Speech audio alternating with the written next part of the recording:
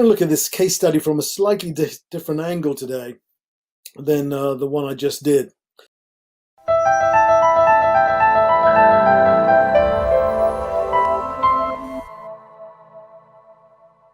From a slightly different angle today than the one I just did. Hi, my name's Gordon D'Silva, and I just did a blog on this particular case. It was a roof that had to be taken off and put back on because it was leaking. And in my last blog, I assumed that the roofer was undertaking the cost of redoing the work.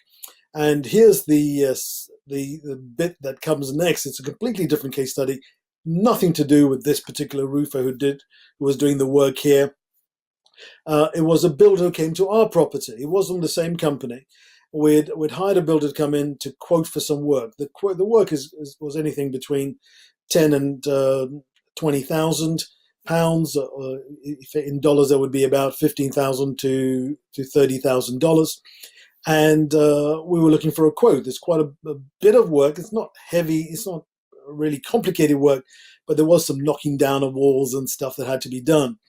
And he was spending 45 minutes here. He's come from I don't know, maybe 5 miles away. He spent some time getting to us on a weekend, on a Saturday morning. He has come to do a quote. He's spent 45 minutes measuring up and looking at things. And just before he left, he caught sight of these builders doing some work. And he mentioned to my missus, says, "Oh, no, they're not putting the roof on. They're taking it off and putting it back because it's got a leak." And this next sentence cost him the job of ours, at least. He may have not have got it, but now he'll definitely never get the job from us. And basically, the sentence was, "Boy, that owner's going to have to pay twice for that work. That's terrible." They're going to be really fed up, in so many words, right, in more colorful language. And I could not believe it when my missus told me that, because what does that tell you about the builder's attitude and the way he sees the world? The way he sees the world is this person went in and did a job and it went wrong and he expects the owner to pay again. I mean, goodness me, why would you hire a builder who had that type of attitude? And we were so glad we caught it in time, because had we hired him, and we haven't told him we're not hiring him because of that, he's just not going to get the job. And he'll never know why. He'll think it's price or something else, but it's got nothing to do with the price. It's to do with his attitude. Because I don't want a builder coming in and doing work, does damage to the house, and then says to me, I've got to pay for it for the damage he's done because of something he's done and not taken care of.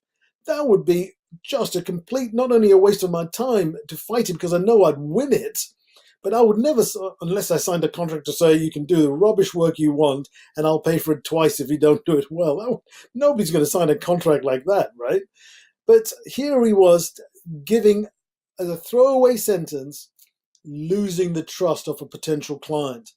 Not only that, I'm doing this blog, and I'm not going to give you his name and his address and his number to badmouth him everywhere, and I'm not doing this to make him lose more business.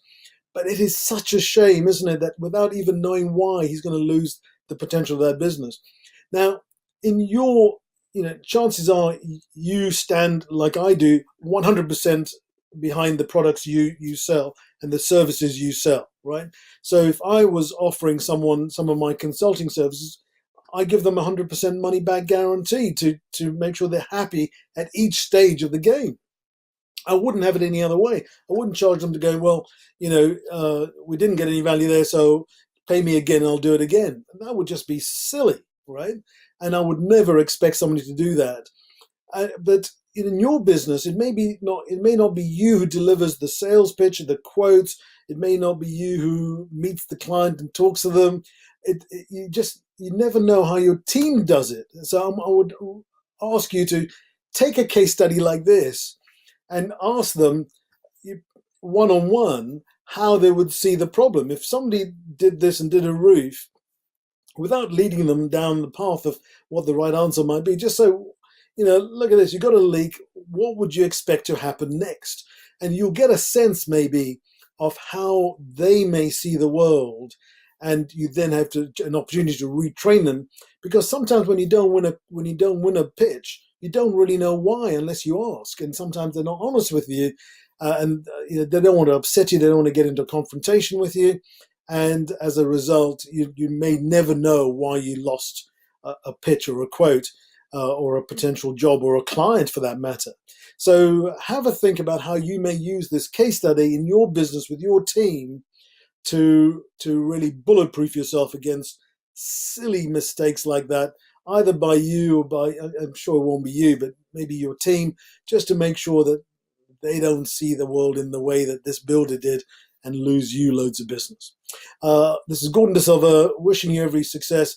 If you would like to know more about how we help clients and work with clients, I'd love to talk to you. There's some information below on several ways you can get more of the goodness that we have to offer. Keep in touch with our blogs, and we'll speak soon. Take care. Goodbye.